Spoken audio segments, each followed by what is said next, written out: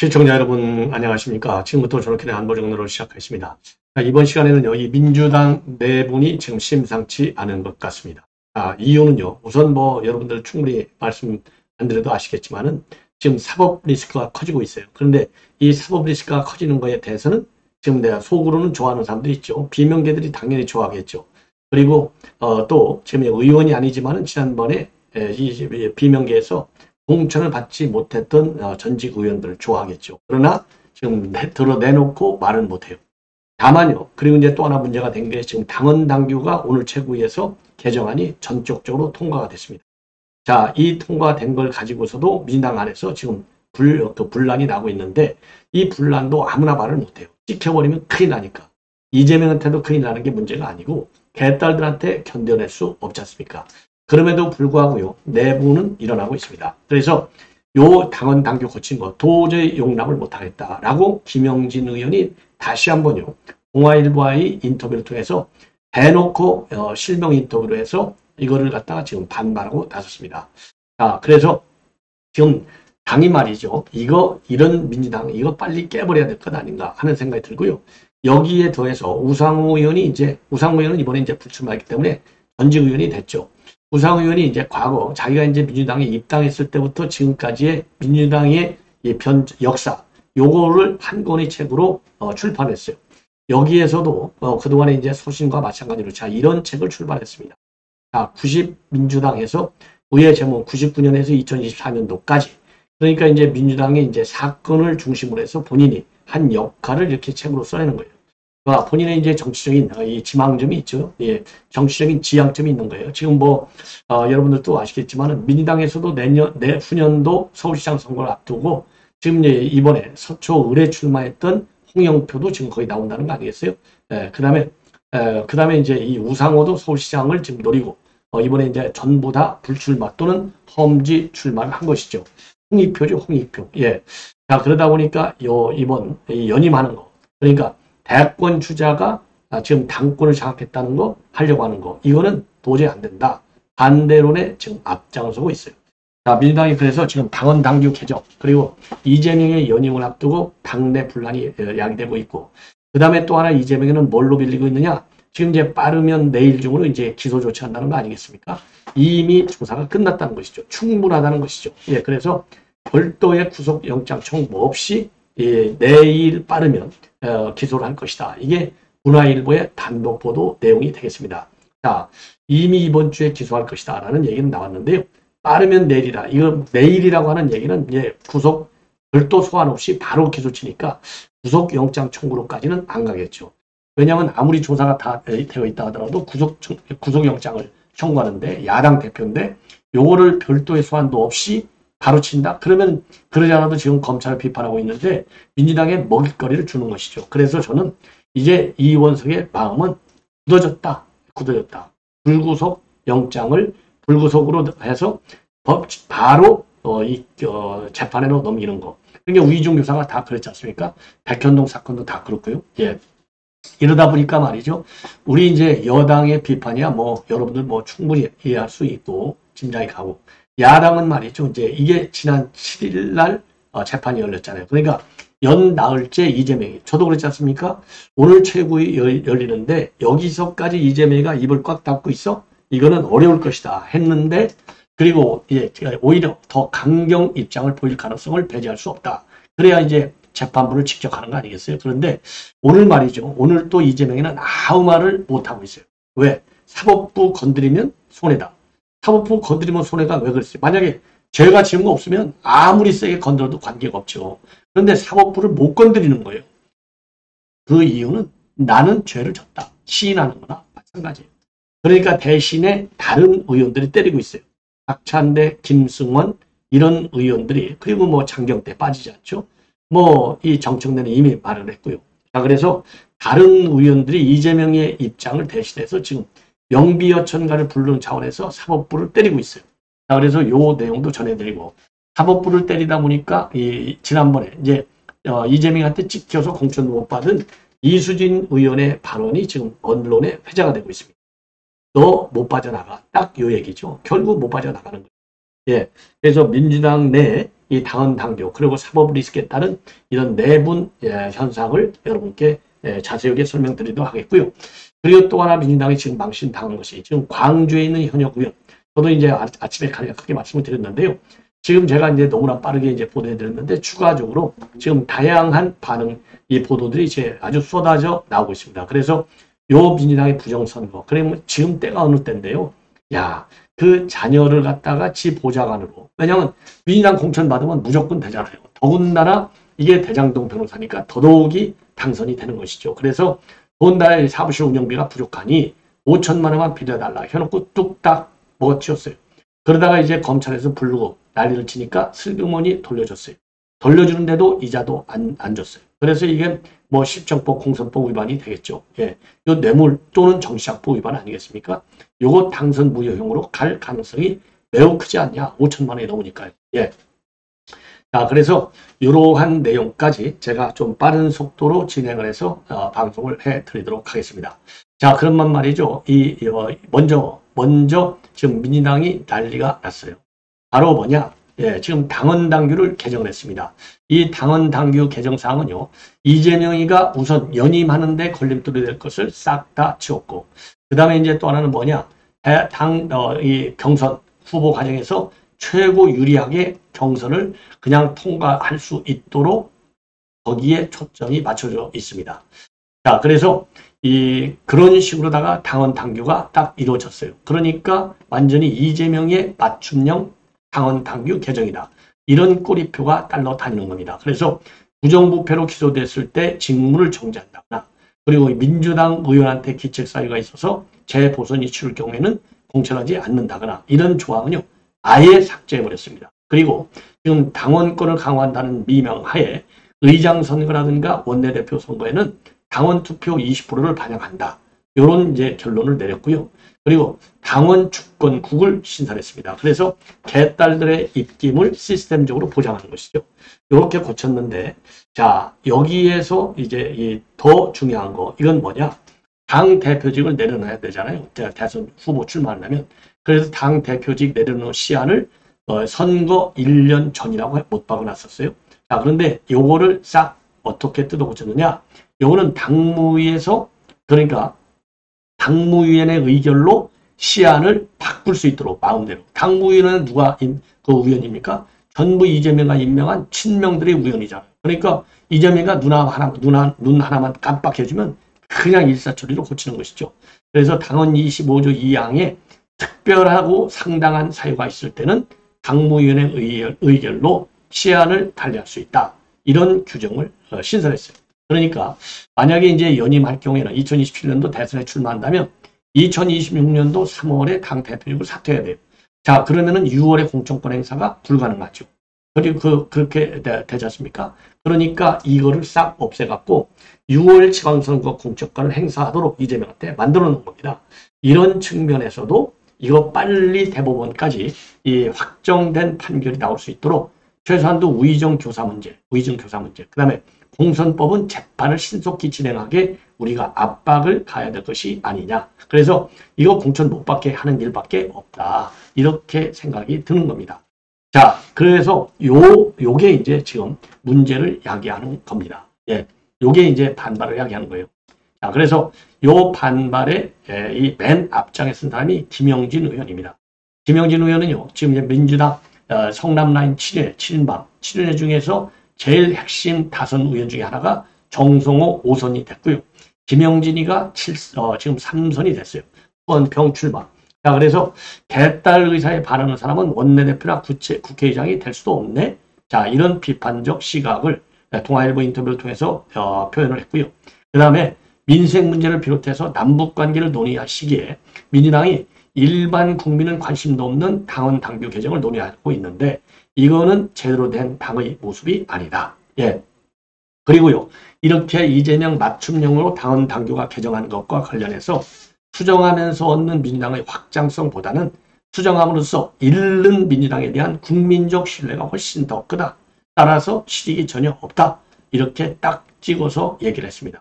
그리고요, 또 총선에서도 국민의힘과 민주당의 지역구 투표율은 50% 대 40%밖에 차이가 안 났는데 의석수는 161대 81, 2배 차이나 났다. 이건 지역구만 얘기하는 거예요. 여기서 오는 압승이라는 착시 현상이 문제다.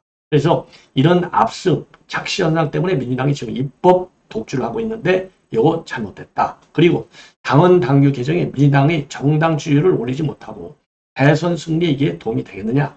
안 될 것이다. 라고 지적하고요. 그리고 권리당원 투표 20%를 반영하는 것과 관련해서도 대딸이 중심이 돼서 투표하게 되면 대딸 의사에 반하는 사람은 원내대표도 의장이 될 수 없다는 것 아니냐.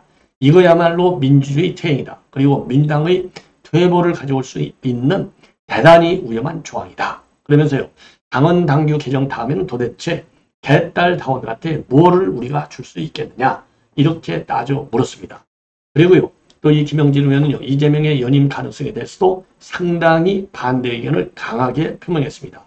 자, 이재명의 연임도 심각하게 고민할 필요가 있다고 보는 입장이다. 본인은 피곤하고 하기 힘든데 주변에서 하라고 하니까 한다? 이런 논리면 연임을 안 하는 게 낫다.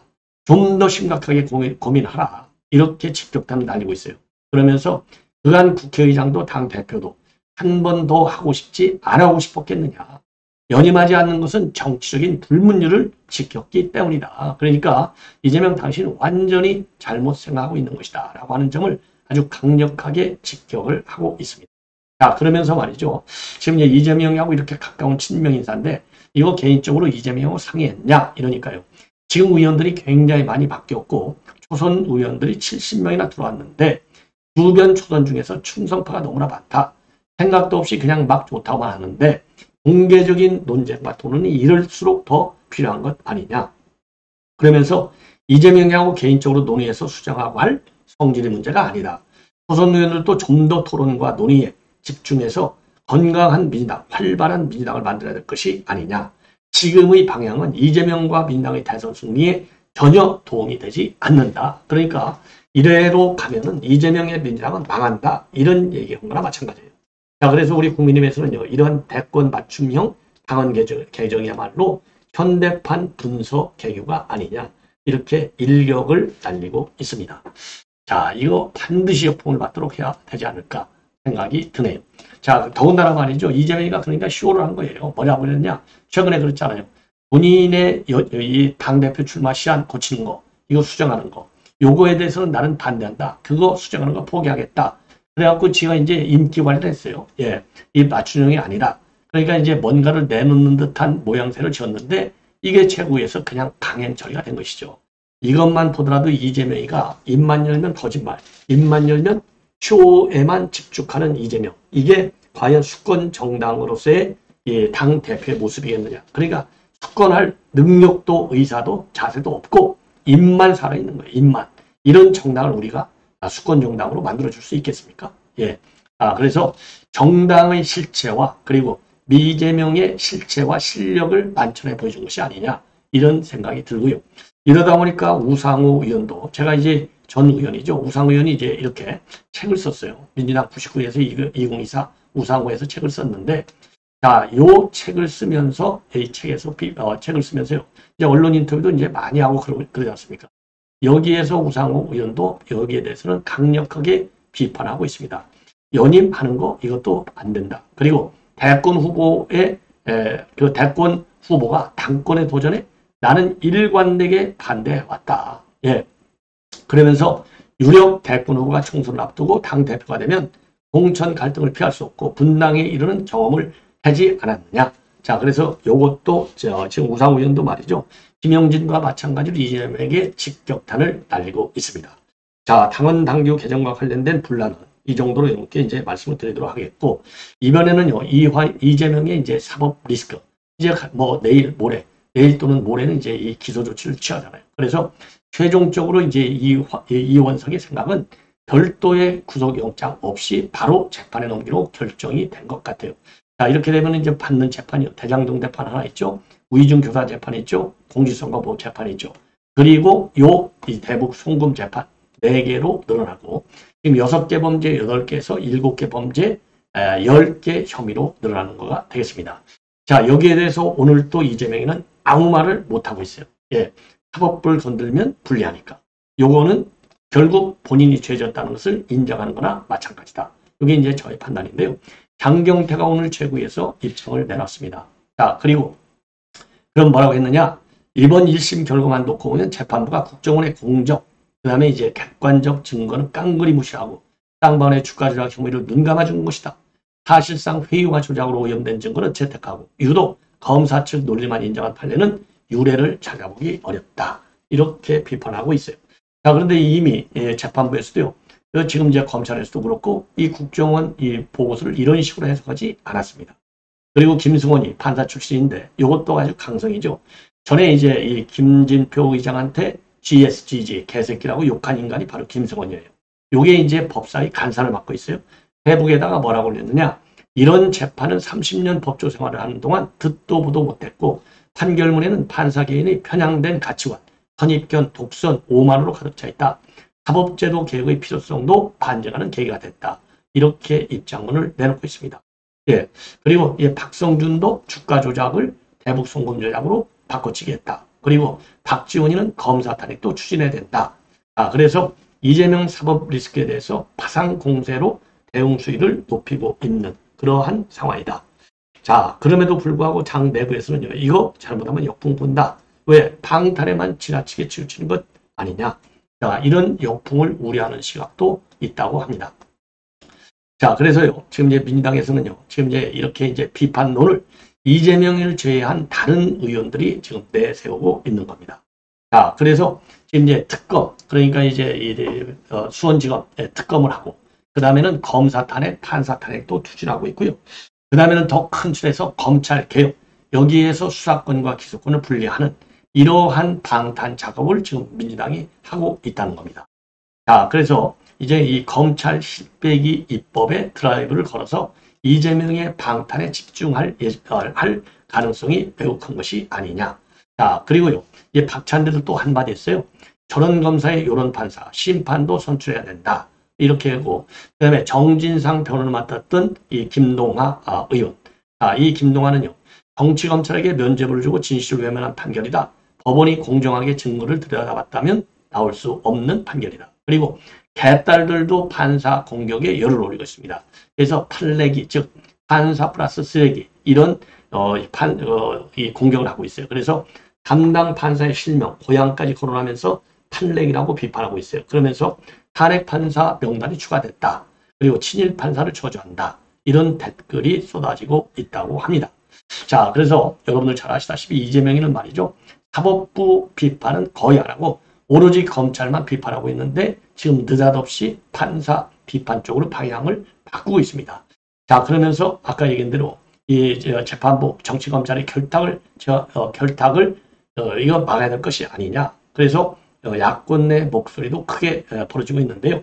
자, 이러다 보니까 이 비명계를 중심으로 이게 무슨 소리냐. 아예 사법 시스템을 부인하는 쪽으로 가면 당장은 강성 지지층의 박수를 받을지는 모르지만은 수권 정당 이미지에는 큰 타격이 온다. 그러면서 말이죠. 이건 이재명의 대선 가도에도 악 영향을 준다. 예, 요렇게 지금 이 반발도 나오고 있습니다. 그래서 김경수 사건 때 이 김경수를 갖다가 이 법정구소가 1심 재판장 송창호 판사를 그때 공격했다가 엄청난 역풍을 맞은 사례가 있지 않습니까? 그 당시 사법농단 적폐판사다. 탄핵 소추한다. 이렇게 나왔는데 이번에도 마찬가지 논란에 휩쓰인다. 그래서 사법농단 의혹으로 인해서 기소됐던 송 판사 2021년도 11월 대법원에서 무죄를 선고받은 사건이 있었지 않습니까? 자, 그래서 지금 이러한 민주당 내 모습을 보면은요. 유창훈이가 영장 구사할 때는 얼마나 유창훈 판사 우리 여권이 비판하니까 민주당이 뭐라고 그랬어요? 입법부 일원으로서 헌법 진설을 존중해야 할 여당이 삼권 분립을 짓밟는 사법부 길들이기를 한다. 사법부 겁박을 중단하라. 그렇게 그 당시 비판했잖아요. 근데 자기네가 지금 거꾸로 사법부를 비판하고 있어요.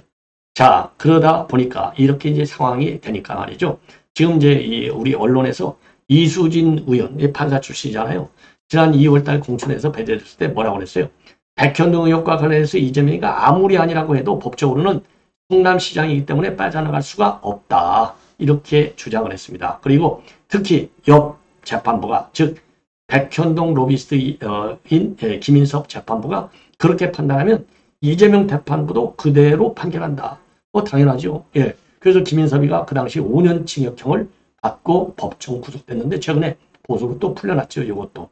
자, 그래서 이제는 이재명이도 마찬가지. 바로 이업 재판반이에요. 빠져나가기가 어려울 것이다. 그래서 이수진이도 결국은 요 사건을 갖다가 가지고 결국은 이재명이 못 빠져나간다. 이렇게 예언한 거나 마찬가지고요. 요대로 가면 민주당이 앞에서 말씀드렸지만 당헌 단계를 통해서 중도 등 다 잃죠. 당선들만 지지받죠. 사법 리스크 없는 것처럼 거짓말치다가 또 걸려들죠. 판사 공격하다가. 자, 그래서 이래저래 이 그야말로 소탕대실의 기회가 온다. 이렇게 볼 수 있어요. 자, 이번에는 말이죠. 이 광주에서 현역 민주당 의원이 총선 전에 5천만 원의 거래를 했어요. 뭘로? 이제 자기가 당선되면 이 건설사 대표인데 건설사 대표의 자재를 보장으로 쓰겠다. 이렇게 하다가 이제 걸려 들었습니다. 총선 9개월 전에 이제 이 해당 의원이 변호사 사무실 운영비가 필요하다. 이렇게 해서 보전한다. 그래서 5천만 원을 빌려달라 해서 빌려줬다고 합니다. 그런데 이 채용을 안 해요. 자녀 채용을 안 해. 그래서 말이죠. 검찰에 이제 고발한 것이죠. 그래서 검찰이 이제 조사를 받으면서 요 내용이 이제 언론에 회자가 됐고 검찰에 조사받는 내용이 알려지니까 그때서야 5천만 원을 돌려줬는데 5천만 원 돌려줄 때 이자도 안 줬고 그래서 요게 지금 문제가 되고 있습니다. 자, 이게 의원은요, 이 민주당 의원의 경우에는요, 올 2월 초에 연락이 안 된다면서 이 건설사 대표가 사무실에 찾아와서 돈을 갚으라고 항의했는데 채용을 약속받았다면 그러지 않았을 것이다. 그리고 민주당 경선이 끝나고 대학도 졸업하지 않은 자녀의 채용을 청탁했으나 안 된다고 했다. 그리고 선거 후 갚겠다고 얘기를 했고 그래서 사용증을 쓰지 않았는데 그거는 내 불찰이다. 그리고 변호사 사무실 계좌로 돈을 빌려 직원급여와 간판대금 등으로 사용했고 집행 내역도 다 있다. 그리고 후보 등록 시 채권 채무 목록에도 공개적으로 등록했기 때문에 불법 자금이 아니다. 이렇게 주장을 하고 있다고 합니다. 요거 하여튼 핑계들은요. 그럴듯하게 잘 돼요. 자, 그러나 이게 제보자가 말이죠. 돈을 준 사람이 이게 대가성으로 준 게 분명하지 않습니까? 자, 그렇기 때문에 요거는 반드시 제대로 걸려들었다. 그래서 중벌을 쳐야 되겠고 이 배지를 찌는 처벌이 내려와야 되겠다라고 생각이 듭니다. 자, 시청자 여러분 이렇게 해서 본 방송은 마치겠습니다. 여러분들 항상 고맙고 말이죠. 금년 연말에 꼭 100만 구독자를 모실 수 있도록 여러분들의 각별한 협조를 거듭 부탁드리고요. 대신에 제가 방송을 아주 좋은 방송을 만들도록 최선의 노력을 다 하고 있습니다. 여러분 고맙습니다.